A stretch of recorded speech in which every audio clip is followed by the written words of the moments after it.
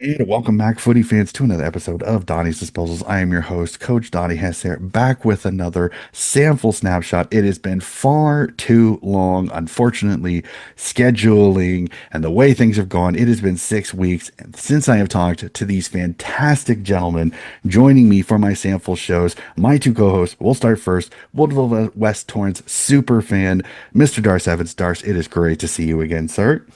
Donny, how you going? Just it's all happening. We're going to talk a lot today about what's happening in the women's footy, especially women's footy. Just concerned about that stalker again, Donny. He was around on Saturday again. South Adelaide's about an hour's drive south, so it's a long way to go for this bloke to go, and he's there again. So just checking out what the Eagles are doing. He was pretending he was calling a game, but anyway, we'll see what happens over the final periods. Well, let's not use blasphemous. It was an incredible call. I like I said, I was It telling was. I was two fellas off mic that I was kicking myself because I had it all set in my diary. I was all set to watch this game, and I lost track of time, and I missed the first quarter. Got in for the last probably 6 minutes of the second quarter in the second half. Caller extraordinaire, the other half of my co-host. I know he's not exactly at his tip-top shape, but you know he's still fantastic. Even at 80%, Mr. Phil Aspinall. Phil, is great to see you, sir. Phil, aka known as the Stalker now by the sounds of it, but I'd like to gift up myself the Eagles' good luck charm. So maybe if I'm You a have game, been. maybe Yes, I'm the you good have luck been. charm. So don't tell Narelle Smith I won't make it this Sunday. I've got a date with my son to watch the Smurfs movie. So commentating Saturday. But yeah, good evening, guys. Great to see you as How are always. you, And mate? yeah, Great call boys, we've got a too. lot to wrap our teeth around with a great Yeah. week, a great couple of weeks rather of SANFL W, and of course the SANFL's men as well. Yeah, cannot wait. It has been far too long, fellas, far too long. So let's hop into it again. Since the last time that we have talked, unfortunately, as I said, there have been 6 weeks of football to go through. So there's a lot to go through. So we'll jump right into it. Our thoughts: women's through rounds 9 through 14 and men's rounds 7 through 12. Phil, your thoughts on the footy, because the women's now, we are at finals time. We have a final set. We have four teams ready to fight for the flag, and the men fighting through the grind to the middle of the year as winter descends on South Australia. Yeah, it's amazing to think that we're talking about the women's finals. You touched on it there. Obviously, we've now got the fixture. We know who's playing who. But I guess what we saw is perhaps the Eagles somewhat come back to reality. They had their first loss after being, consecutive victors for such a significant period of time. And then a bit of an upset to go down to the Double Blues, who we know have been a bit topsy-turvy. That was probably the Eagles' worst performance and a good win for Sturt. What it also did was it shut out I suppose the rampaging Central Districts, who had a really good finish, winning their last three in a row, and probably could have done some damage had they snuck in. But Sturt being able to get the job over North Adelaide meant that knocked Central's finals hopes on the head. So what it does do, guys, as we know, sets it up for what's going to be a tantalising finals campaign from the women's perspective. Mm-hmm. And fantastic. Really need to take a moment to congratulate the Woodville West Torrens Footy Club at SANFL W level. They've made the finals for the first time. They've made an impact on this season, and we know that they're certainly going to go a long way into the finals action. Yep, definitely for sure. All right, Darcy, as the manager, as somebody that's around this women's club as much as you are, how chuffed is Narelle Smith and the girls? Because minor premiership, that's nothing to shake it, and that's nothing too bad for a team that has never made finals before. I think as Phil said, it's the first time we made finals, and the finished minor and premiers is just so good for the club in itself. The women, look, they've been there, but we've obviously been. Look, I will say in the real what, mate, we've been a basket case for since the inception. We have never, I think we finished bottom, second bottom all those years now. From second bottom last year to finish minor and premiers is just fantastic for the club in general. And Narelle Smith is over the moon. Whole team's over the moon, but now we've got to probably just come back a little bit, I think, just to make sure we've got maybe 2 or 3 games to go, depending on the outcome this weekend. But you're right. I think the round 9, I think we're going to talk about, that was our first loss after, I was pumping them up. I think that was the week we did the podcast. And just after that loss, I went and checked the power rates to make sure that mixture I did was okay, just to make sure. But it was fine. It wasn't, didn't do anything different that was from the weeks before. So it wasn't the power rate. So, but it was only a few points as well. But that was a crack of a game. I think, yes, you're right, guys. I think sometimes you need a look. I don't like saying it. You need a loss to sort of okay, let's to reset and then see where you may have may need to improve in areas. But look, I think the girls have done it hard as well. I mean, Christina Lutzi, she's been picked up the Crows. Fantastic for her. That was awesome. Only a few weeks back, so we've lost her for the finals, but I think the other girls have stepped up as well. So Poppy Waterford, our captain, she's done her knee. She's out for the rest of the year. Mackenzie Darrick, an ex-Crows player, full forward, she's been injured. And Marty Fegert. So, but they're all coming back this week, which would be great for the club. But I think we have done it hard, so which is probably not a bad way of doing it either. Yeah, we will. And guys, just quickly, if I know Go ahead. Narelle, she's not there to make up the numbers. You've made an impact on the Oh, season. Yeah, and I think, and I don't yeah. like to say this for Glenelg fans, but you think back to 2020 where they won every game bar the minor round and then didn't make the grand final, final siren victor. So you're not there to make up the numbers. You've had such a huge impact on the season, and Narelle's got massive standards. We know that, and I think she's there to certainly to win it. You've qualified. The hard work's done now. Yep. But you can almost reset the season because obviously there's two more important games to get through, the premiership victory being the ultimate prize. Yep, definitely, 100%. definitely for sure. And you never know, especially with that potential looming. If for some weird reason you drop that game to South Australia, to South Adelaide, you could have start looming there, and that's the team that knocked you off just a few weeks ago. So it's not done. I think it's going to be a cracking final. Cannot wait for it. I think the grand final is going to be epic, no matter who it is, because I think the women's footy this year has been fantastic. Again, cannot wait for it. Let's jump into it, fellas. As we said, we've got 6 rounds to go through and some cracking rounds of football to talk about. We'll start off round 9. We'll go right into it. Norwood bounce back after everything that has gone through at the club. Get a win over Central Districts 58-50. North Adelaide knockoff start 37-7. As Dar said, unfortunately, the Eagles get their first loss of the season as South Adelaide beat the Eagles 33-29, and West Adelaide win 33-10 over the Glenelg Tigers. A cracking round of football. Hard not to talk about. Again, South Adelaide, Woodville West Torrens, every time these two have played each other this season, it has been an absolute epic and cracking game of football. Dars, I know it's a little ways back. Thoughts on this game? Because again, for some weird reason this year, both the road teams find a way to get it done between the top two sides. That's it. Yeah, it was at home, so we played between the reserves and the league. So we had a bit of a crowd there, which is always good for the girls to play in front of the crowd. But look, it was a cracking game. I said there's only 4 points in it, but they just got over the top in that last quarter. I think it's pretty close most of the game from memory, and just in that last quarter, they just kicked a couple of goals halfway through the last quarter just to get over the top. But as I said, it was a cracking game. Like the one last week as well, which I know we'll talk about shortly. But they've both been. It just proves the two sides, the way they've played it, they've been great games, that they are the best two sides all year by miles. Mm-hmm. And cast your mind back to the game, guys. Probably one of the most unique scorelines we've seen at SANFL W level in the competition's history. Because at quarter time, and it was, Das will recall, it was a pretty blustery day. But South Adelaide led 5-3-0, and you thought, the game's over at quarter time, the Eagles might use the breeze. Mm-hmm. But that 5-3 that South Adelaide kicked in the first term was their score for the rest of the game. Yep. So the Eagles managed to kick 4 goals, 5, with and against a pretty strong breeze, and kept South Adelaide scoreless. So I remember watching the call on this, and Adrian Pickles and Tim Saul called it perfectly. Yep. It was a bizarre game in terms of that scoreline and how the Panthers were held scoreless after quarter time. Yeah, I remember rewatching that game and just going like, it was bizarre because, like I said, South Adelaide just absolutely blitzed Woodville West Torrens. I'm like, I'm like, what are we gonna see? Like, are we gonna see an absolute smashing?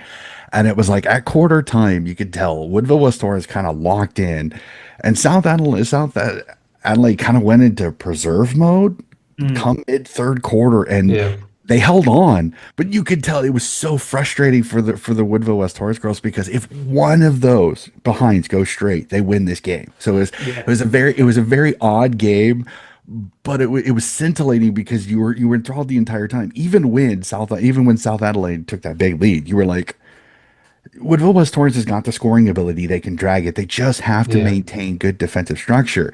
And they did. And they started scoring, and I was like, here they come.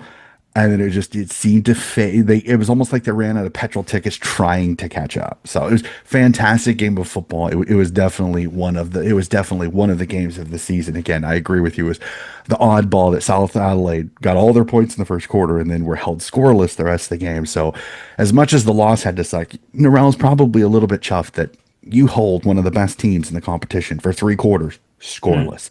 Yeah, but Fantastic exactly. job, I should, yeah, that's despite the exactly loss. right. Despite the loss. So let's move to around 10 as we see the Eagles bounce back, getting a tough win over North Adelaide 35-29. South Adelaide continue its strong season with a win over Glenelg 53-30. Sturt edge out a fighting Bulldogs team 48-44. And West Adelaide survive a scare from Norwood 34-33. A round of a lot of really close games. Hard to argue which one's the best. Phil, I'll go to you. Which one probably tips you as game of the round for round 10? Yeah, I think the Eagles North Adelaide game was a pretty high class game from memory. Watching some of the highlights, I thought it was at a pretty good level of footy. And of course, we know that the Eagles had to bounce back. They're a quality team, and we expected them to do so. South getting the results done, as you'd expect over a lesser Glenelg. But for mine, I thought the Central Sturt game was a real quality contest, and Sturt probably should have blown the Dogs out of the water. But what we knew from Ben Hunt's team, even though they've had a bit of an up and down year, is they've got fight. The Dogs won't give up the ghost, and they nearly pegged that difference back. And of course, the thrilling 1 point win for the Bloods over Norwood. So you're right, Donny. It was a real interesting, close games across the round, barring maybe the South Glenelg Mhm. game. But some intriguing results that at round 10, it's a month away from finals, that really started to shape the ladder, I thought. Yep, definitely. Darcy, your thoughts? No, it certainly did. That Norwood game, gee whiz, they did upset the week before, and they've come out and just lost to the Westies by that 1 point. So that would have been a cracker game to watch. And gee, if they won that one, they would have, maybe just give a little edge for the rest of the year. But wasn't to be. Unfortunately, they finished second bottom. But what a cracker game that would have been. But again, the Eagles, look, I think we're down again at half time, and but then we just ran over the top in that last half. So it's been a case like that all year. We've just obviously played that first half with a bit of struggle, but then come over the top in the last half, which probably shows our fitness. It shows quite a few things actually, which is good. Yeah, no, And Panthers again, that was just all class again against the Tigers. It's just they won the week before against us, so they had a bit of a tough game there, and then to come out to kick eight goals 5 was a high scoring day for them as well. Yeah, no, the Eagles have been a second half team. They've been one of those. Yeah. If they're close to the second half, they ramp it up. Right, their high performance group needs a pat on the back because they have been magnificent in second halves this year. So let's jump to round 11 where we see some interesting results. Just looking at as the Eagles bounce back, get a nice win over the Central Districts Bulldogs 44-11, and then we start seeing the fun results as South Adelaide in a low-scoring, tight game, get a win over West Adelaide 16-2. The North Adelaide Roosters get the win over the Glenelg Tigers 22-9. And a score I was not expecting as Norwood spank Sturt 35-1. This is an odd round because the behinds definitely started to rack up, but the low scoring, remind me, gentlemen, was this one of the fun weeks of weather? Because the scores look like the weather might have been effective on the footy this week. Yeah, if I cast my memory back, I think that was the start of some pretty nasty weather that Adelaide experienced over the last 4 or 5 weeks. And I think it was also probably an indication of, the heat's starting to boil up in the kitchen. We're getting closer to finals. Some teams would have had their season on the line. 2 behinds from Westies and just the 1 behind from Sturt. A little bit of a shock, and certainly based on the double blues over the concluding 3 or 4 weeks playing a hell of a lot better footy. So bit of a mixed bag in this one. I know I saw the Eagles Central game firsthand and saw the class of the Eagles really reign supreme, and Norwood keeping their finals hopes alive. Obviously, we know, well publicised, they parted ways with Brad Farrell. He moved on for personal reasons, and Ali, his wife and wonderful contributor to SANFL W Footy, took over and got a really big win for the Redlegs there to keep their finals hopes alive. Yep, definitely. Darcy, you still with us? I am. My internet dropped out. Looks like. Sorry, guys. It's just. No, you're good. It was all of a sudden you're in one part of my screen and then you moved, and I was like, well, he definitely must have dropped out. Just dropped out. That's all good. So we're up to. Sorry, guys. We're up to The Eagles Round About Centrals 11. round game. 11. Yep, round Yeah, 11. no, so look, the Eagles Centrals game. That was, I mean, we had a crack of a day that one, 6-8, and the funny one, the three. That was the day absolutely belted down here up at Elizabeth Oval. We had to Yep. shut down. We had half time. We went for 50 minutes because we weren't allowed out because it was lightning and hail and everything else. So that was never gone through that before. But again, we just stuck with our guns and came out after time. I think they were doing all sorts of dancing in the change at half time. It was quite amusing to watch that. But and good on them, just kept them warm and kept the motivation up and came out and won very well, which is great. So Yeah, and it's the lovely winter period in South Australia sometimes can cause the footy to get interesting, but hey, the girls have a crack at it. Absolutely love it. So let's move to round 12, where the Central Districts Bulldogs get an impressive win over North Adelaide, 51-22. Woodville West Torrens continue their strong form with a 20-point win over West Adelaide, 41-21. The Glenelg Tigers finally get their first win of the season, knocking off Sturt 33-28, and South Adelaide get a bit of a scare from the Norwood Redlegs, but pull out the win 39-24. I want to go to it. This was Glenelg's first win of the season. I know they were our fancy at the start of the year, and it's been a tough one. But I had to say, how awesome was it for the Bays to get their win, but to throw a little spanner in the works because this threw Sturt off a bit because Sturt was not expecting to drop this one to a Tigers team that had kind of been the whipping girls of the league this year. Darcy, your thoughts on, like I said, the Tigers' first win of the season? oh, this will be awesome for the club again for the girls because look, they're in the finals. So they've actually, their first game, they've actually beaten a team that ended up making the finals. That done, probably a little bit of confidence for them as well. I think they won one more game after that from I can remember. No, they won a couple more games after that. So they may give a bit of confidence that yeah, look, we can beat these sides above us and. That one to knock off a side in the finals, and even you look at Nord guys. I mean, Nord they've only just lost to one of the best teams, apart from Eagles as well. One of the best teams in the competition. They just lost to a couple of other top sides as well. So they actually did all right this year, but they end up it doesn't look like that in the leaderboard at all, unfortunately. Bill? Yeah, great, as you said, to see Glenelg get their first win and on paper, probably one of the best games that the retiring superstar Jess Bates had played. She had 33 touches, 10 clearances, 5 tackles, and kicked 2 important goals. So really, in the end, was the difference for the Tigers getting their first up win on the season. You touched on the Dogs, their impressive win over North Adelaide, kept their finals chances alive.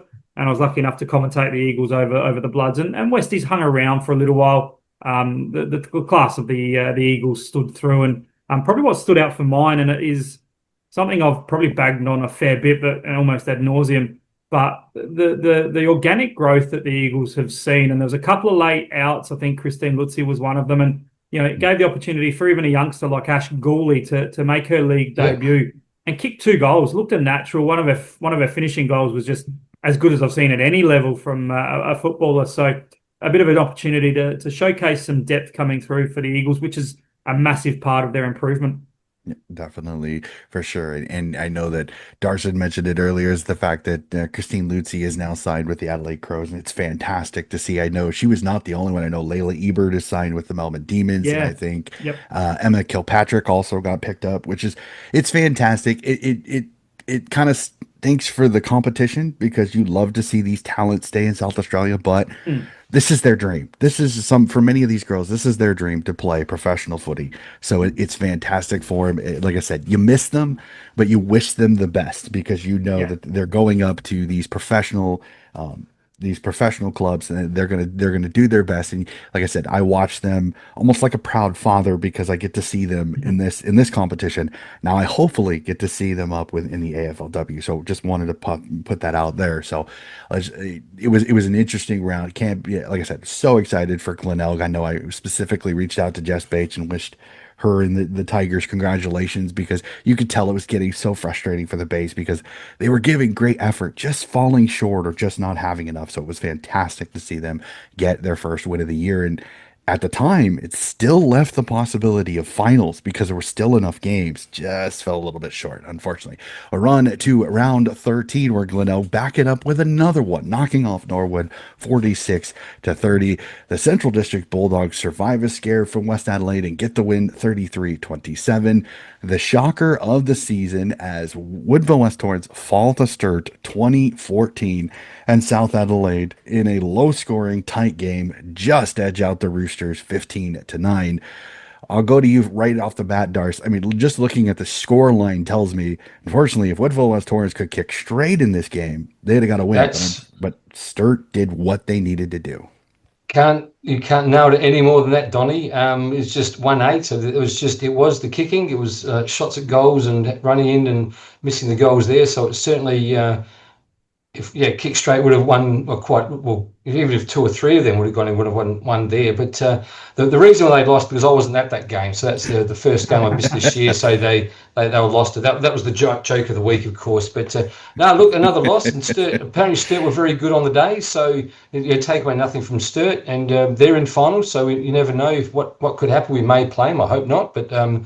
It could be one of that. Yeah, just they played very well. So you've got to give a lot of respect for that as well. And as we saw, Glenelg won their second game, so that win the week before obviously gave them a little bit of a confidence boost because they won quite convincingly to Norwood. You know, the 7-4, that's pretty good in women's footy, which is a great high scoring game as well. Yep, definitely for sure, Phil.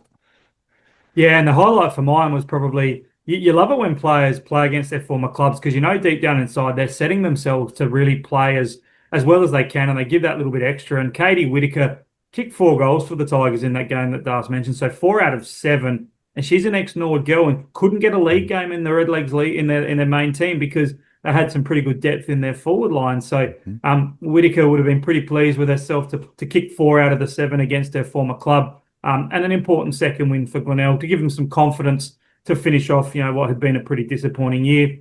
Was lucky enough to call the Central West game as a part of the doubleheader out at Elizabeth, and you're right, Donny, the Bloods gave the Dogs a bit of a scare, but class prevailed there.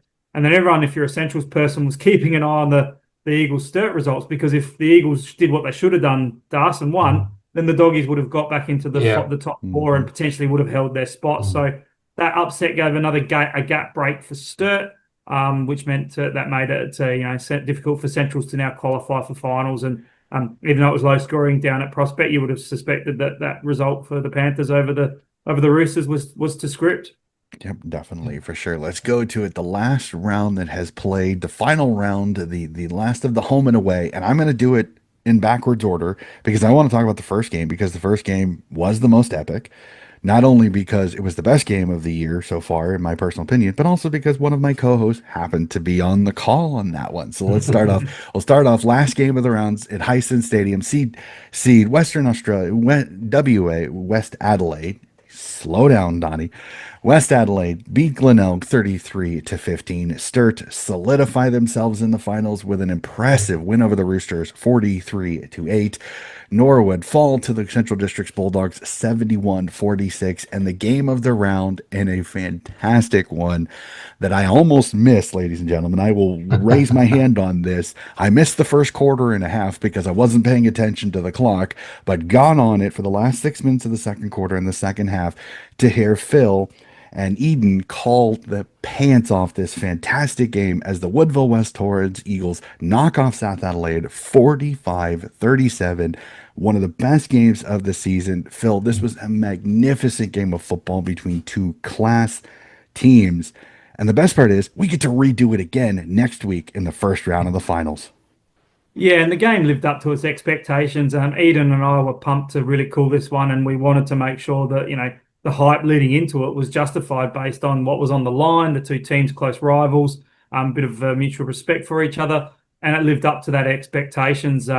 Although in the first quarter we were kind of thinking it's the Claudia O'Neill show and she was in control, dominating the contest. And, conversely, it's great to see two young key forwards go head-to-head. Shay Archbold from South Adelaide proved her handy forward prowess. And the Eagles looked like at one stage in the second term they were going to break away and look comfortable, but we know the quality that is South Adelaide, and after half time they were able to score the Panthers, the Eagles. But the hard work was done by Woodville West Torrens, and I must say it was so pleasing to see the result go the way of the Eagles because with my connection with Central, I remember what it was like with their first few years in the competition struggling, and to know that you've turned it around through hard work, you've reaped the benefits of that success. Yeah. I don't want to say the Eagles over celebrated, but you could just see what it meant to them. You could see that the importance there of getting the monkey off the back, not having beaten South Adelaide at all in the history of the SANFL was first of all the pleasing part, but then knowing that you qualified for finals and got yourself into a home final situation and was fantastic for them. Yeah, it was fantastic. Dars, take me down to that day. How chuffed were the group? And I know Narelle would probably she'd give a little celebration to know the work is still to be done. I think Donnie, you've actually nailed what she said. They sang the song. It's quite funny. Won't give you I'll give you half a minute. Like we usually at the Eagles we've got the women's change rooms and the men's change rooms all in different rooms. South Adelaide got one room, and we had to share it with Central's men's afterwards. So Woodville were playing a different oval. They were playing Crows on the Sunday, and we had to share with Central men's. So we had to basically go in there, sing the song, and out. So we were sort of in there, sing the song. Then Narelle said, "Yep, we've won. This is great. Suck it in, but hey." Now we've got some important work to do now too. But it was just a perfect speech at the right time. So Narelle she nailed it. It was just so good. And yep, okay, suck that one in, guys, because it was South. We got them again next week. So it may not be the same sort of style or structure of game, but hey, let's work on it. Yeah, it was fantastic. I know she had a big old smile. I know she pulled the group were celebrating. It was great to see. I saw Poppy Waterford out there again, Yes. staying around the Yeah. club. Sometimes with injuries like that, it's always tough. But she's around the group, being there as another leader. She may not be on the field, but she's just a big leader. It was a She fantastic. certainly Like I is. said, Eden Yeah. and Phil called the absolute pants off of it. I know I had to chuckle a little bit as I messaged Phil, "Hey, I'm watching the game," and all of a sudden at halftime I get a shout out, which was always fantastic. Always makes me giggle a little bit over here when I get to hear a shout out from South Australia. It's always fantastic. But that is the women's season. We are through all 14 games. The finals bracket has been set. We will discuss that during tips and go through on where we think that'll go. Let's jump to the men's again. 6 weeks of footy to come off here, and it would be good if I picked the correct round. I had it on round 8 and not round 7. Come on, Donnie, pull it in here. All right, round 7 of the men's. I know this is a little ways back, fellas. Let's jump right to it. Central District start off the round with a win over Norwood, 84-73. Port Adelaide survive and get a tough fought win over the Roosters, 72-70. Glenelg smash West Adelaide, 142-55. Sturt continue a strong season with a win over Adelaide, 98-75. And Woodville West Torrens get the win over South Adelaide, 94-59. I mean, the game that I'd like to go to, just because it was pretty much two really on fire teams, Phil, is Sturt v Adelaide, because Sturt continuing to show why they're one of the best teams in the competition this year. Yeah, and a record-breaking team as well, of course, Yeah. breaking the famous Port Adelaide record for consecutive minor round victories. Bracketed across, of course, a finals exit last year. And I'm sure if you spoke to anyone from the Sturt Footy Club, that's a great record to have, but they'd rather have played in the grand final and got through to a premiership. But look, this game lived up to expectations. We know Adelaide, as I've touched on a few times, their AFL list is healthy, quality, and that filters back down to the SANFL side. But an interesting comment, which I think might have shocked a few people, but is true, and it's probably come from someone who would know. I saw an interview with Chris and James Gowns, the famous Gowns twins from Central Districts, and they were talking to Andrew Jarman and talking about the SANFL competition at the moment. And one of them turned, I think it was James Gowns, even I sometimes have trouble telling them apart, turned around and said that the current Sturt Footy Club was as good or better than some of the lesser AFL teams. So that just paints a picture for the quality that Marty Matner's team has got at the moment. Depth across every line. Their reserves are going well. They're a good football club, aren't they? And I think, as you said, Donnie, they're certainly premiership favourites. But this game lived up to its expectations, was tight for most of it, but Sturt, just had the Crows at arm's reach. Yep. Darcy, your thoughts on this round? Yeah, look, Sturt, they're just showing their might. We're going to come to another round in a minute where they played Norwood. What a cracking game that was. And then obviously against the Eagles, but they are showing their might. You think, 20 odd years ago, they were on the brink of folding. They were broke. I think they had a rainy day where about 5 members said, we've got to save this club from folding. And 20 years later, if James Gown, one of the Gown boys, said they're better than AFL side now, gee, that's just saying what they've done. I know it's been a long time, but they were on the brink. They had to sell everything, and now they're actually redoing all the oval back up. I think they're getting the council's handed it back to them, and they're doing a lot of works around the facilities. So, but no, they've done a great job, and the Crows they're third at the moment, so they still show their class act against top sides. Yeah, no, that's at the time. This was two of the teams that were really being discussed about, and they had an absolute epic game and a cracking game, but start just too much quality on that one. We'll run to round 8 now, as Norwood with an impressive win over West Adelaide, 129-25. The Sturt Football Club continue their winning ways, knocking off Central District's 68-30. North Adelaide get a win over Woodville West Torrens 107-70, and Glenelg get a win over South Adelaide 119-51. Unfortunately, fellas, this was not exactly the round for competitive footy because none of these games was inside 30 points. Darce.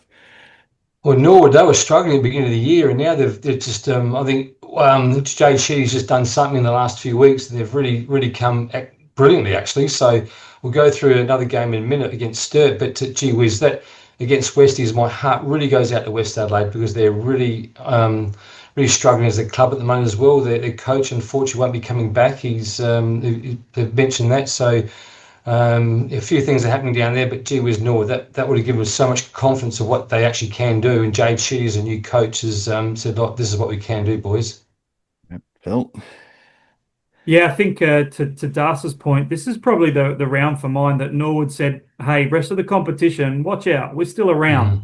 We know they lost 5 on the trot to start the year, and Jay Sheedy would have been scratching his head. Norwood people would have been going, hang on, where's this Eagles premiership coach gone? Well, obviously they had a lot of reasons behind that big turnover of players, a lot of injuries, but I think it probably painted a picture as well as to how poorly West Adelaide were tracking.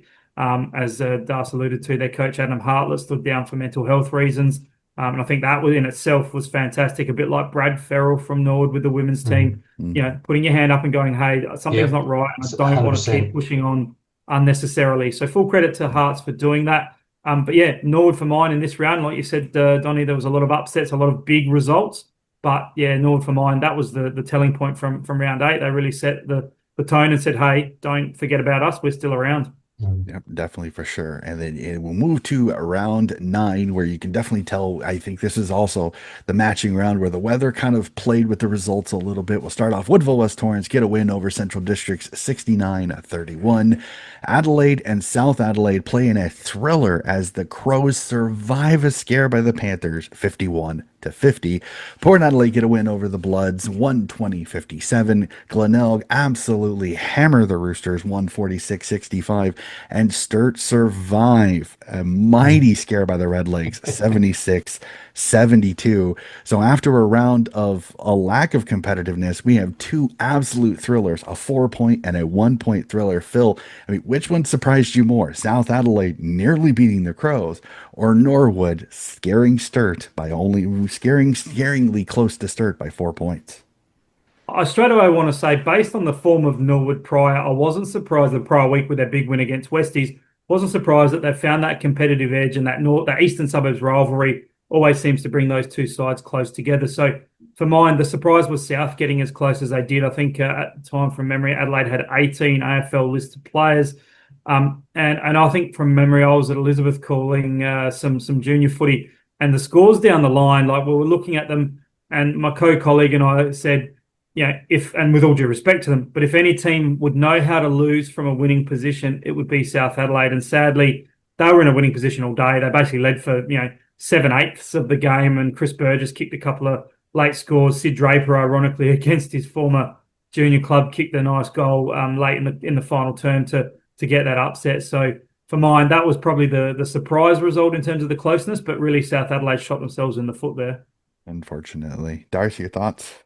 Oh, look, South, they certainly did by a point to knock off the Crows, absolutely. But I mean, my heart did go out to Redlegs that day over Sturt, because Sturt are the top echelon of this competition by miles. And then Redlegs are actually, I think they were 14 or 15 points up going into time on. So Sturt kicked 3 goals 2 minutes after 2 minutes into time on and won the game. So that's how close Norwood were to knocking off the top side for their first loss of the season. So Jade Sheedy would have been gutted, but I think it did show that Red Leagues have improved. But when you go 3 or 4 minutes in time on to let a team kick 3 goals was probably something they would probably scratch in the head for afterwards. But again, yeah, the Eagles. This is a strange one because the Eagles women played Centrals at their home ground, and then Eagles played the Bulldogs at Woodville. So I don't know why they didn't move the women down here, but for crowd reasons. But that's okay. But again, look, apparently they had a fantastic day that day. So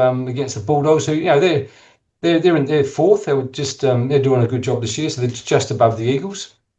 So, all right, let's move to round 10 of the men, where Adelaide bounced back with a little bit stronger performance, knocking off the Central District's Bulldogs 78-33. Port Adelaide get a win over Woodville West Torrens 74-59. North Adelaide and West Adelaide play in a thriller as a 4-point win for the Roosters. See the Bloods go down again. Sturt continue their winning ways with a 20-point win over the Glenelg Tigers 87-67, and Norwood continue their strong play, knocking off South Adelaide 84-32. I mean, it's interesting seeing this 4-point result at Hisense Stadium as the Bloods come close, but the Roosters just a little bit too good. Darcy, your thoughts on the round? That look, Donnie, 100%. That would have been gut wrenching for the Bloods because they've had a shocking year this year all around with everything. And look, again, just a full 4 points short would have given the second win of the year if they just probably 11-8, not bad scoring, but just 1 or 2 of those points just got over the line. They could have knocked off the Roosters and have their second win of the year.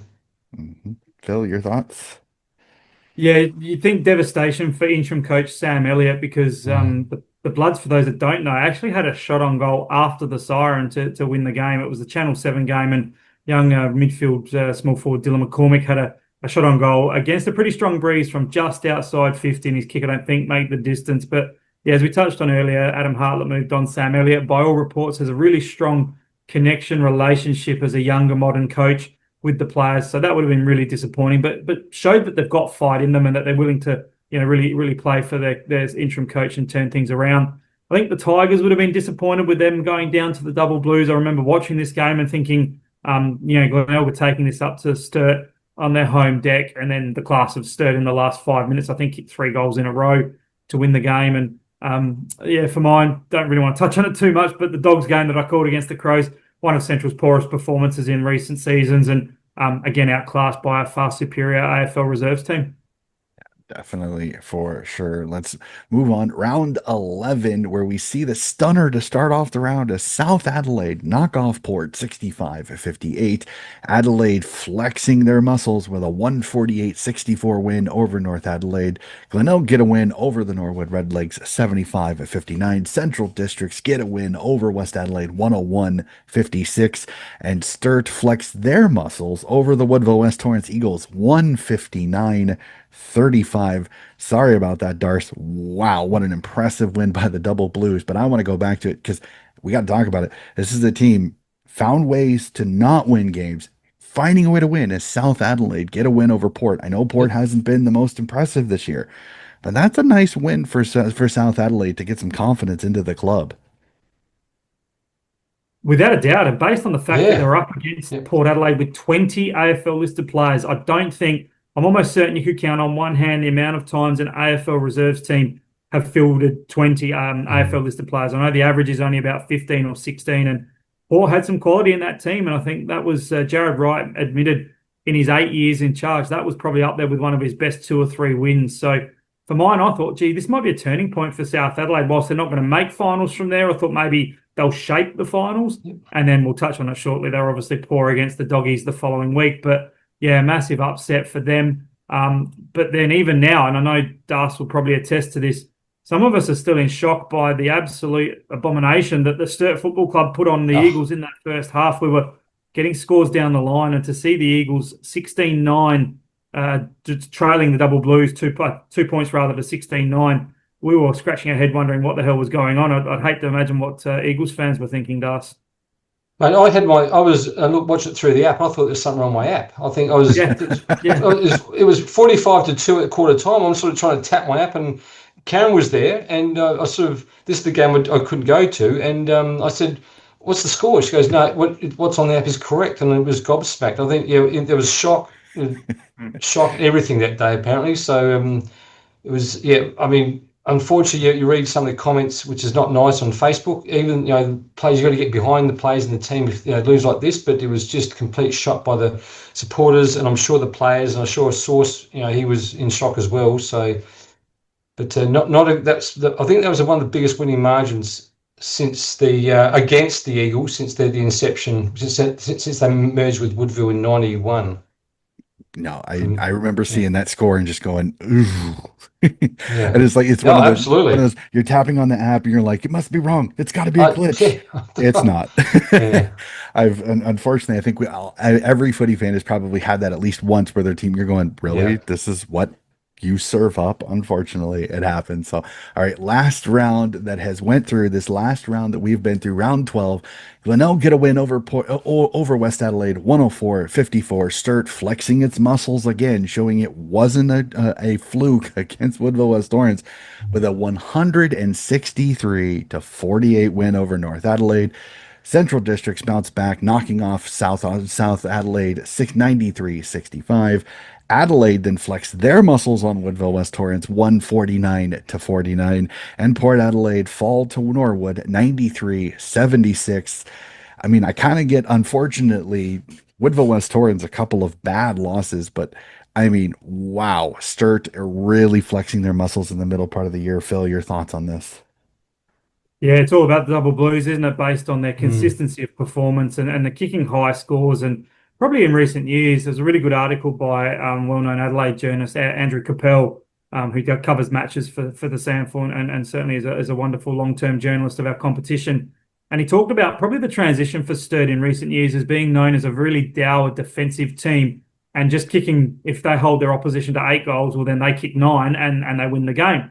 But what we've seen this year from the Sturt Football Club is that power, that ability to put big scores on the board. And there's not too many opposition defences, maybe barring the Glenelg Footy Club, that can keep up with them. And yeah, they really put a massive stamp on what we already know has been a dominant season so far. And I know no doubt Marty Matner would be just keeping things in check, the old adage, 1 week at a time. But if you're an outsider looking in, you can't help but be impressed by what the Sturt Footy Club have done and are continuing to do this year. Yeah, definitely, for sure. Darcy, your thoughts? Look, I think they're trying to find to see if it was a record, Sturt winning by well over 100 points 2 weeks in a row.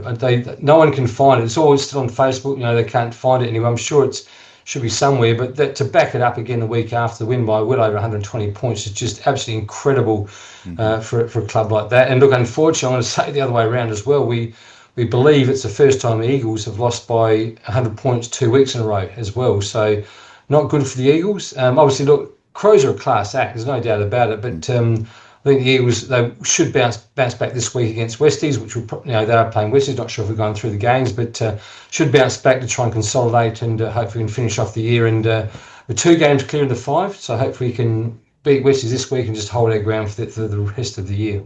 Well, yeah, and just further on Darcy's point about the Crows, what we're seeing from them, we talk about the scoring power of Sturt. Well, we know that Adelaide can obviously match it with them. 45 goals in 2 weeks. And, it is rare these days to see 20 goals kicked in a game. And Adelaide is showing that they've got the capability and the firepower to do it on a consistent basis. And Chris Burgess kicked 7 the week before against North Adelaide, and then obviously only 3 against the Eagles. But what we can see, a bit like Sturt, is the spread of goal kickers across the board. They're relying not on just one player to kick a bag. They've got 3 or 4 guys that kick 4 or 3 each week, and showing that for mine, they're up there, and they're the top 3 for a reason. And they're probably, along with Glenelg, they're probably the only 2 clubs that can really give Sturt a shake for the flag. Yeah, that's definitely it. For sure. Well, I know it has not been easy, but all 6 weeks for both the women's and the men's are complete. We got through it, fellas. We got through it. All right, let's go to the burning questions really quickly. We will start on the women's side on this, and we'll let Darce get his moment of puffing his chest up. The Eagles are the minor premiers. How awesome is this for the comp that of what Narelle Smith has built at the Eagles for a team that is one of the recent teams to join the competition, and they get their first finals appearance and their first minor premiership both in the same year. It's just been amazing for the club. It seriously has. It's just the club's just had that lift. We're actually getting, I mean, I've got to say this in the right way, but we're getting a lot of spectators to the games as well, which is great. even the standalone games we're having at Woodville Oval. Now, this is fantastic. It's not just the parents, the players. We're actually getting spectators down there and having a look at it, see what are these guys all about. They're top, they're winning, and I think this is good for women, for the support of women's football Eagles and across the board as well, I think. So the Panthers, they've been on top for the last few years. There's no doubt about that. So we've got to respect them, highly respect them. And look, I think it's going to be just one crack of a game this weekend. There's been no holds barred, and every stone will be turned over just to try and win that and win everything we can. It's going to be a ball terror. Bill, I know he's looking at it from a purely Eagles colored glasses as the caller, as somebody that is a neutral in this situation. Is this great for the competition? What Narelle Smith has built at Woodville West Torrens? 100%, because it shows that there's a correct pathway to follow. And, I've been really pleased the times I've chatted to Narelle that she has taken so much pride in the fact that she's worked the local zone. She's not relied on bringing recruits in solely. And not saying that other clubs do that, but what it is, it's evidence that if you work your local zone and actually start getting to the girls when they're 15 and 16 years of age, and getting them to have their footy in their hands over the summer, they're not mixing sports. The focus is on just footy, and you're reaping the benefits of that. And I love the fact that, she's a full-time coach as well. She can put her efforts into her craft. And without a doubt, organic growth, there's that word again. I talk about it. She's got that in spades over the last 2 or 3 seasons, and you reap what you sow. And the Eagles are reaping that.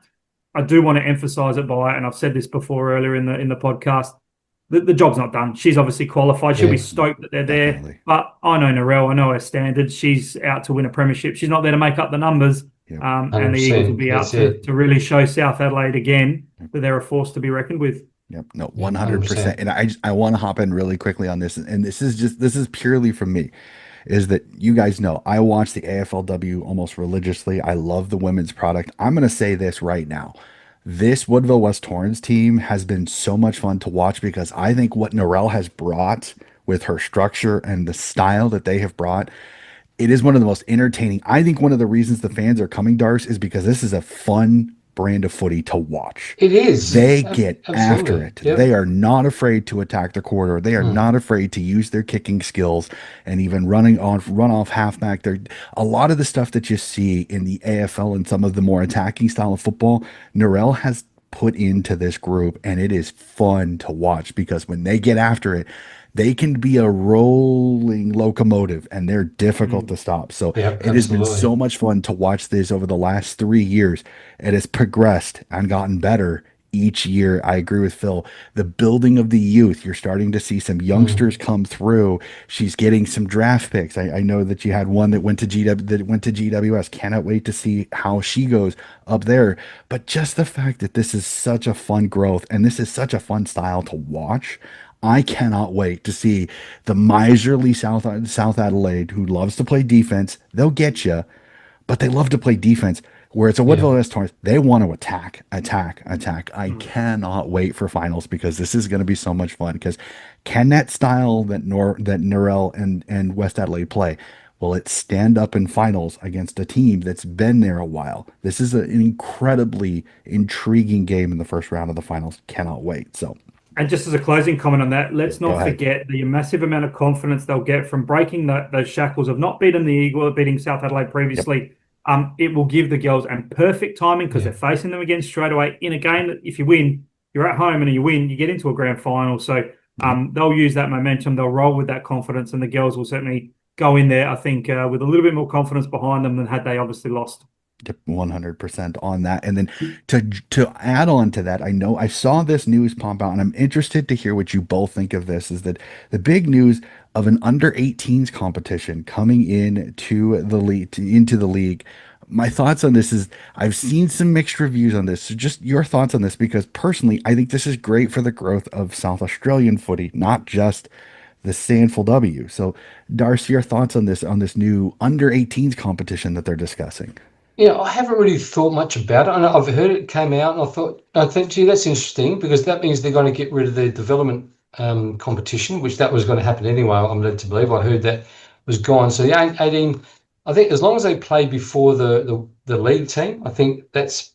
I don't want them to be in separate ovals or separate. If they play beforehand, I think that there's a big win there. So because then the real and the girls can see, okay, the under-18s, because we've got about 3 or 4 under-18s playing league now. That's how good the Eagles are at promoting their juniors. So it's probably not thinking that, you think that's not a bad idea to do the under-18s and get rid of the development. Yep. Phil, your thoughts? Yeah, a bit like Das. I haven't read the great Mm. finer detail of it, and I'm a bit concerned the devil might be in the detail. And I suppose playing devil's advocate, the only thing that would slightly worry me is we see someone like a Seraphia Moon, so the sister of Soraya Moon, who's a dominant ruckman. Both those girls made their SANFL league debuts with, high twos in their age, 29, 30. If it's an under 18s competition and that's where you're filtering through your league players, that might be a concern for those girls that are mature age recruits. And we say No, I mature age get it. respectfully, older than 18, 21, 22, 23. What I think will be the case, and you'd hope common sense prevails, is those girls that are over age, aren't playing in the under 18 system, go back and simply play in their local competition. And at the end of the day, if they're good enough, they'll get their way onto the SANFL list and they'll be in an extended squad behind the scenes. And so I think it's just more on the surface of it, just the change of structure. I hope that it doesn't mean it does put a bit of a roadblock to mature age players getting their opportunity at SANFL level. But I think it's great for what we understand and appreciate is the importance of talent pathways, and that certainly provides some amazing structure for the girls at that under 18s level. Yep, and from what I've read in some of the articles, that was the biggest concern that they had is those late bloomers, as they call those Yeah, ones that yeah, maybe 8, 7, 16, 17, 18, they don't show it, or maybe that they're a cross coder, that they play basketball yeah, until they're 18, 19, but then they played footy when they were 13, 14, Yeah, didn't get into it. yeah, Maybe they thought basketball was it, but then they go out to a tryout, they fall in love with footy, and at 20 years old, they become the next great ruck or the next great key defender, key forward. So yeah, that is one of the arguments that I kind of saw online to this under 18 competition is that it kind of might stifle the great mature agers or just the late bloomers development into maybe getting into this competition. So I 100% agree with it. It's great to see that they're trying to focus on developing the younger players, but there's got to be a fine line between the two, because you hate seeing a player that maybe is a cross coder or a late bloomer that just they need that little opportunity, and if it's only an under 18 competition, you could lose them permanently, which would be a travesty to the sport, because this is a fantastic game that sometimes you can just get somebody that just boom, they yeah. find a way to do it. So let's yeah. hop into it. We'll jump over to the men's side, and I am not one to crown somebody quickly, but I mean, if you just look at the ladder with a 0 in the L column, Yeah. with 7 rounds left, Sturt is sitting atop on a mighty throne. Is there a side that can compete with them, or is this the Double Blues minor premiership to win? We'll start with you, Phil. Yeah, look, you have to say, the numbers are the numbers. They don't lie. And we see how methodical Sturt have been against even more fancied opponents. And touched on the Glenelg game. I've said a few times that I think Glenelg have the game to take it up to Sturt. And they did for 3 3/4 of a game. And Sturt just showed they can switch it on in the blink of an eye in 2 or 3 minutes and power away. So I think what's probably interesting, and I have referred back to it a few times, is we've got a recent case to measure it against with Glenelg in 2020, where they dominated, I think, for winning 18 minor round games out of 19, and then bowed out in the finals. So it's that old adage, 1 week at a time, and it's exactly no different for Marty Matner than it is for Narelle Smith that we talked about. You've got to get there, you've got to qualify. Yeah. That's step one. Then you wipe the slate clean, rather, and you're almost starting again. So all the numbers say they're going to be the favourites. They are for a reason. They're playing some great footy, and they will be hard to beat. They need a lot to go wrong for them. But yeah, for mine, I can't see too many other teams beating them at the moment. Yeah, Dash, your thoughts? It's quite funny when Norwood nearly beat them in that game. They just got over the top of them in the time on period. That think, oh, maybe the wheels have fallen off, etc. And then the week after they come out and beat Eagles by 120 points. So it's like, obviously, there was something that they just, gee whiz, we can lose games, but then Marty Matner got them all together, obviously saw what went wrong or what could have gone, a few sharp and a few points up, and end up, then they won, I think the game after that, Crows or someone, Port, I think it was, after that for another 100 points. So it's like, take that, fellas. We are, try and come at us, and we'll do something further. If you're an opposition coach, what do? You look to what's their weak points. That's where you're going to see what advantage can you get over the Sturt Football Club? And you go across each line and you go, okay, well, where's their weakness? There isn't any. Yeah, There isn't correct. really any weaknesses across all lines of the field. There's a glaring weakness. I would say that there's something they're gonna have a bad day. No team can go perfect through the season. In fact, you'll never hear you'll never hear their head coach say this, but there's probably a little part of him that goes maybe to bring them back to earth a little bit. We need Maybe loss. a struggle, maybe a loss isn't a bad thing. I know it's weird for coaches, and especially I've been in that opportunity. You get a team, they're clicking, but sometimes they can get a little overconfident when they're clicking too much. So sometimes you need them to be brought down, humbled just the tiniest bit. Reality check. Exactly. But there isn't an obvious glaring weakness, but they've come close. So it doesn't mean it's not a possibility. So it'll be fascinating to watch the Sturt team. So let's go from the top now to that line right there at the finals, because we see Woodville West Torrens sitting in that final spot in the 5 with 3 teams chasing them, but all 3, 2 games back. I'm looking at it right now. Norwood, Port Adelaide, North Adelaide. Can any of these 3 teams give a push and maybe put a scare into Woodville West Torrens to get into that final spot? Or are we looking at the 5 being set with 7 rounds to go? Darce, I'll ask you. I know this isn't easy as the Woodville West Torrens. No, this is a real tough one now. So Port are playing Sturt this week, so you think, okay, well, you would think they won't win that one. So that still keeps us 2 games clear of them. Now, Norwood, I think I would be personally, I'm worried about Norwood more than anything. I think Norwood are the team. They, as you see, they lost the first 5 games. They've won every other week after that, but they nearly beat Sturt, the top side. So they're the ones if Eagles drop 1, hopefully it's not this week against West Adelaide, but if we drop 1 or 2 and then Norwood come good, as they are at the end of the season, I think we just have to struggle to hold, not struggle, I shouldn't say that because I'm an Eagles boy, but to hold on that 5th spot. Thank goodness we're 2 games clear. I'm not sure what Adelaide and Port, they've got 1 game. Obviously that must be they play that in the, must be an odd game there or something that they play in the showdown beforehand, it must be. But anyway, but if Port happen to win that one against the Crows, they're only 1 game behind us whenever they do that make-up game. But I'm a little concerned about Norwood at the moment. Right. North, no, I don't think North can, but certainly Norwood. Phil?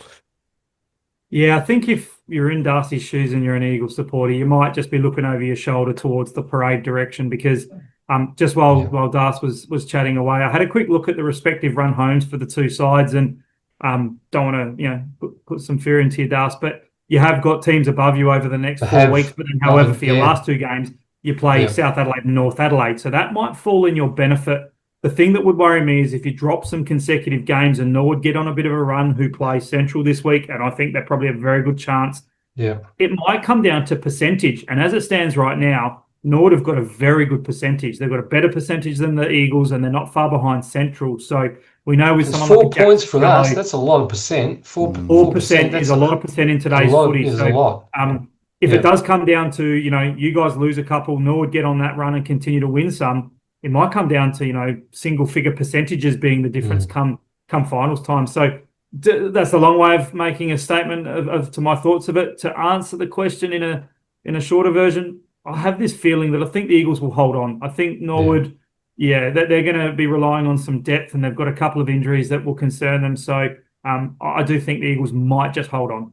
Yeah, it's going to be a fun ride to watch these teams, to watch these teams mismatch again. You've got the looming sitting of Sturt and Adelaide around there. They're going to play it again, and then you never know, is a South Adelaide, isn't a North Adelaide going to throw another spanner in the works? So it's always fun to see how things kind of go as we race towards finals on this one. So fellas, I want to start off. Let's tip the men's, and then we're going to tip the finals of the women's. I'm excited for this because with having Darce here, I'm interested to see how he goes when we tip the women's finals. So we'll start round 13 of the men's coming up this weekend. We'll start off. Ex-Convenience Oval sees the Central Districts Bulldogs host the Redlegs in this one. I will start off with the Dougie supporter that is Phil Aspinall. Phil, Doggies, Legs, who do you like? Yeah, looking forward to commentating this one on the SANFL Now stream. And former Redlegs player and Indigenous superstar Eugene Warrior will be calling this one. First time Eugene and I get to call play-by-play together. And I have this funny feeling that I might be calling the Redlegs getting up. The Dogs bounced back against South Adelaide. Little bit of misgivings there with based on who the opposition was, and the Redlegs, as we know, have been really impressive. So tipping with the head and not the heart, and I think maybe the Redlegs by a couple of goals. All right, Darcy, your thoughts on this one? I agree. I think the way the Redlegs been playing in this, obviously after they've had those 5 losses in a row, they've been absolutely outstanding. So I'm definitely going for the Redlegs. Bit of a travel out there, Elizabeth, but I still think the Redlegs by a couple as well. What the Yeah, heck? they've won. I think I did my notes last night. They've won 4 of the last 5 against Central Elizabeth. Yeah. So it's not a fearful ground for them. They've got a confident ability ability to win out there, despite it being a bigger ground. What the heck? I'm gonna have some fun. I'm gonna tip Central Districts just to be spicy. I want to be I spicy hope on you're this right. one. I hope you're right, Johnny. I'm hoping home field advantage. You would hope again, as you said, the legs for some weird reason find a way to win out of Elizabeth. But who knows? Maybe the doggies get up and about, seeing that the legs have been playing some good football, so it maybe inspires the doggies on this one. So just have a little bit of fun. Let's go Stratorama Stadium as the Glenelg Tigers host Adelaide. A juicy one here. Dars, who do you like in this one? Matched the round this one by miles, this one. So I'm going to go for Tigers, I think, at home, but not, I think, 3 points. It's going to be nothing in it whatsoever. All right, Phil. Yeah, couldn't agree more. Match of the round. I think it will be a toss of the coin. Adelaide, maybe a chance for them to test their depth from a top-up perspective because they've got a few outs at AFL level. Rochelle doesn't play, so that means one of the better forwards goes up, but they'll bring some players back, and I think they'll be able to play their AFL emergencies, which will help. And I think Glenelg will be keen to say, hey, we're still around the mark. They want to play well against the better sides. I do think the Crows might still just get up in this one by under a goal. Yeah, this is a tough one. Rochelle's injury up in the AFL, I think, is going to bring, like I said, it's going to drag Adelaide down a little bit, better forward up. Oh, I'm going to go home field advantage on this one. I'm going to tip the Tigers, but again, I think this is close. I think this comes down late fourth quarter, less than 2 goals. I think this should be a ripping game. Cannot wait to sit down and watch that one. So let's go out. Woodville West Torrens at home, hosting West Adelaide. All right, Darce, can your Eagles get a win and kind of stabilize the season after a couple of some really tough losses in the last few weeks? I'm not a praying man, but I'm praying they win this weekend. I think they've had the win knocked out of them, no doubt about it. But I think obviously heard some great stuff come out of the boys. They're all stuck together. They're all trained very well. They're all said that was a bit of a moment in life we won't go through again. So I think we will definitely bounce back with a vengeance this week against West Adelaide. All right, Phil, thoughts?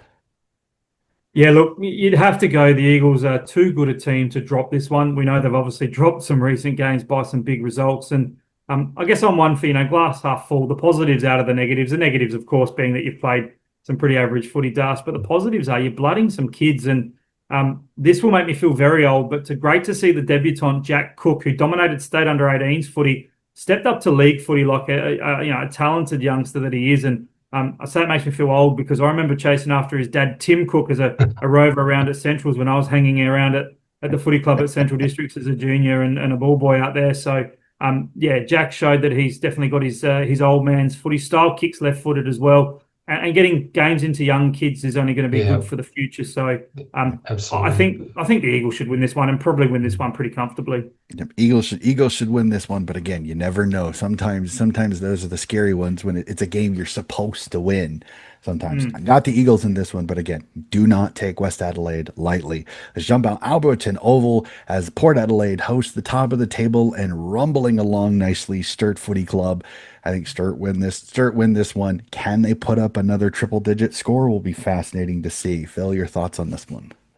Yeah, Sturt comfortably because I think also from an AFL perspective for Port, whilst their SANFL team was getting some consistency and obviously had that upset win against South the week before, their AFL team copped an absolute barrage of injuries against Brisbane up there. Obviously, Pal Pepper, Radagalia, just to name a couple. So, of course, as we touched on with the Crows before with Rochelle, that's going to test the depth of Port Adelaide.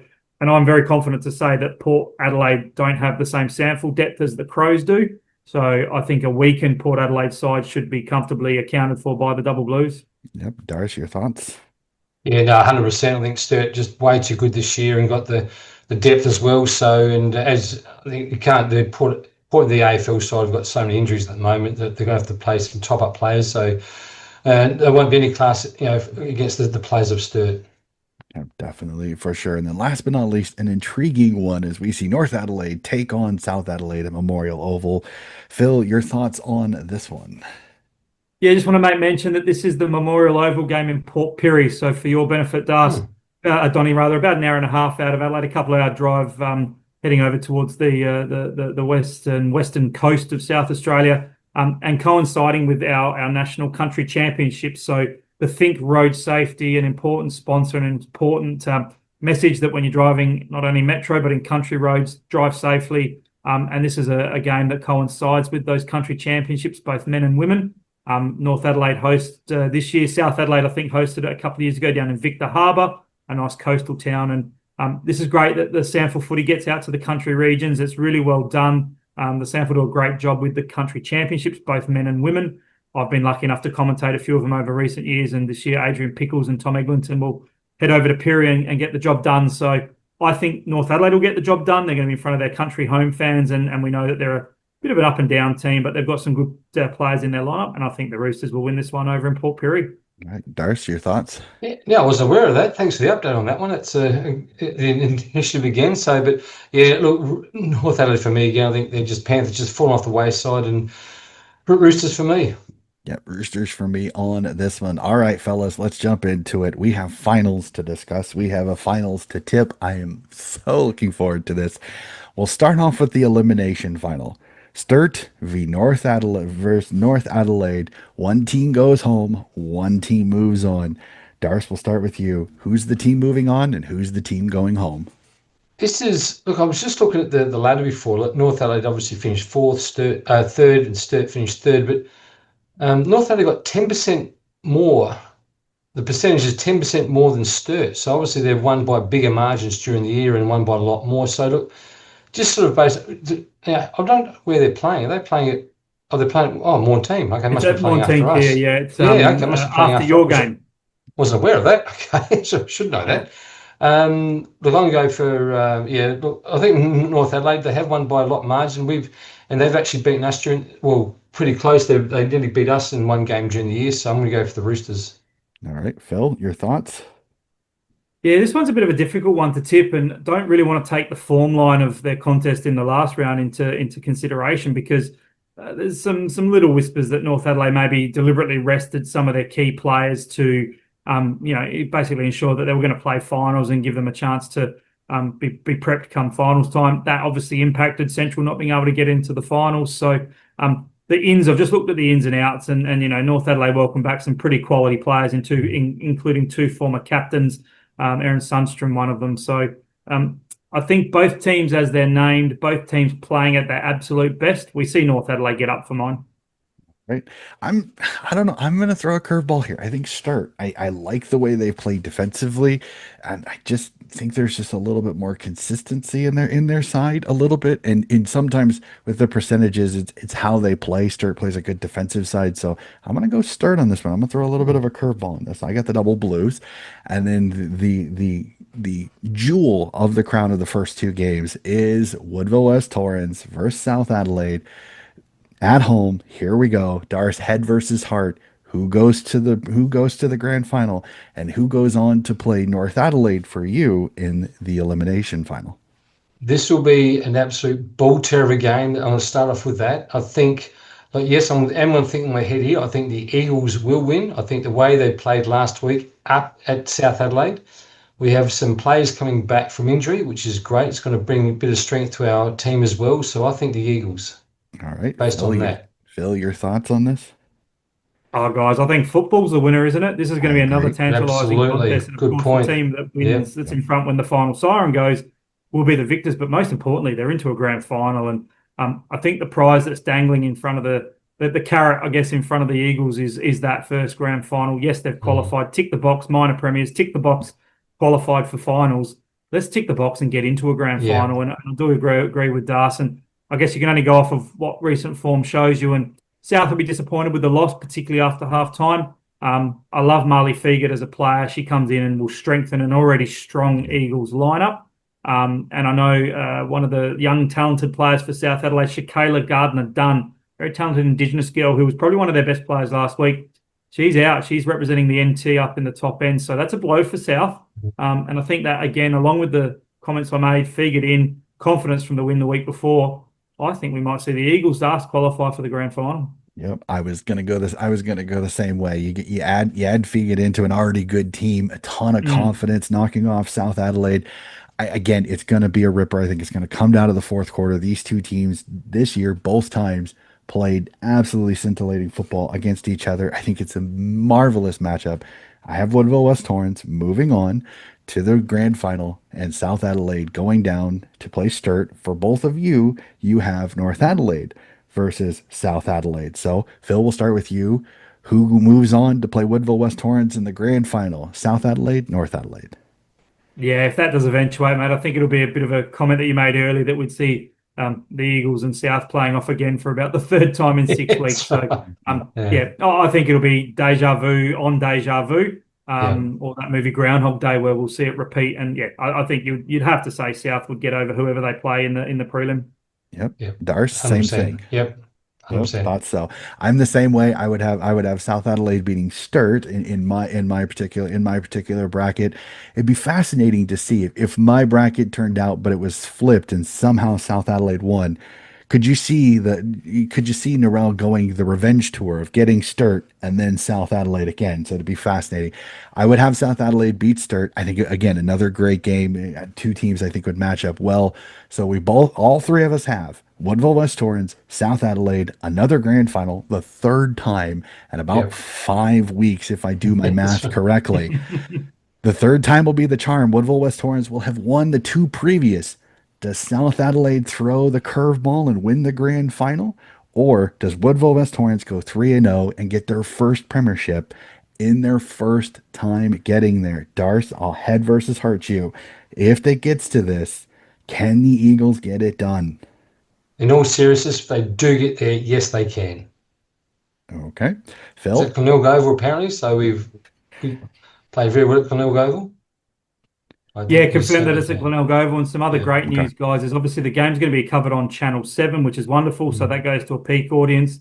Our radio colleagues, SEN, they're going to be commentating it as well. So you'll be able to hear it on the digital stream.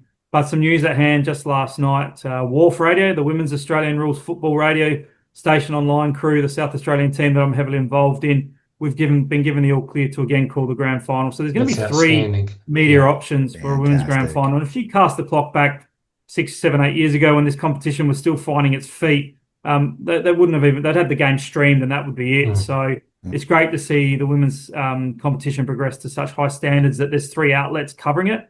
And I do think, you've got to give respect to South Adelaide. I remember calling the grand final last year against Norwood. You'd suspect it would be a bit of a low arm wrestle, and we know how good South Adelaide are. They've got the runs on the board. So if it got to an Eagles South grand final, the Eagles had won a couple in a row. You'd think the confidence would be there, but watch out for the sleeping giants that would be the Panthers. So Yeah. I think, the fairy tale story would be you'd want to say the Eagles would get up, but I wouldn't be surprised if South did as well. Yeah, there was part of me when I was thinking this through, there was part of me that wanted to do this and say South Adelaide win the first one to get to the grand final. Woodville West Yeah. Torrens goes on their revenge tour, knocks off Sturt, and then they get the ultimate revenge in the grand final.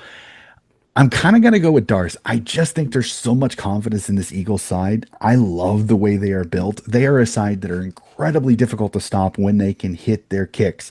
Again, they must avoid a Sturt-like performance where they can't kick straight. If they kick goals, they're incredibly difficult to stop. If they kick behinds, a team like the Panthers will punish them. So Yeah. I'm going to tip the Eagles in the finals. But again, I'm with you, Phil. This Panthers team, they're just so good. They've been there so many times. This is a young Eagles side. My one worry in that grand final is, do the nerves get to them? Because Yeah. this is the biggest stage they'll have ever been on. Again, not trying to add pressure, but it's the way it goes. A grand final, it's just a little bit different. A lot of those a lot of those South Adelaide girls, they've been through it. They've been through a Yeah. grand final. They went to a grand final last year at Norwood and got it done against a really good Norwood side that was absolutely in fuego at that time. So Yeah, I well, cannot wait. to that point, Donny, as I just bring up my notes and check them, I reckon 15 girls from the South Adelaide lineup. Yep. Uh-oh. I hope he didn't freeze. A coach by the name of Rick Watts who knows how to lead a quality side. So Yep. the job's not even half done. You've got to get there first, of course, but then if you're there, you've got the challenge of getting the job done against a very quality outfit. So what we do know is how good is this? How good is it to have such an open final series and bring it Yep. on? We can't wait. You cannot wait. Absolutely. I will be sitting down. Cannot wait for my my Saturday evening for me. I cannot wait. Both games right back to back. I cannot wait. I will be sitting down watching, enjoying the fantastic football that the SANFL W is going to give us. Cannot wait. Ladies and gentlemen, that is going to do it for our SANFL snapshot. I know this was a lot. 6 weeks. We had to cover the finals. We got through it. Fellas, it is great to see you again. I know 6 weeks has been too long. It's so much fun chatting with you guys again. The love of SANFL W and SANFL football is so great between you two. You bring so much energy. I absolutely love it. Phil, you powered through it. I know you've been fighting with a little bit of illness, sir. You did fantastic. It is great to Thanks, see mate. you again. Best of lucks with your calls. Keep me up. If you do call that Wharf Grand Final, please let me know, because if I have to mute my iPad and listen to you, I'm definitely going to do it, because it would definitely Will be do. worth the listen. No worries at all. Thanks for having us on. Always a great pleasure. And yeah, Absolutely. hopefully the nerves settle and good luck on the weekend, mate. Get that Powerade right too this week. We're going to Yeah, get spot that's on this it. week. Yep, got to make sure it's that perfect consistency, Darce. Again, That's it. best of luck to you and the Woodville West Torrance girls. Again, I keep trying. I always make sure to message Narelle. So happy for her. I know she was pretty chuffed.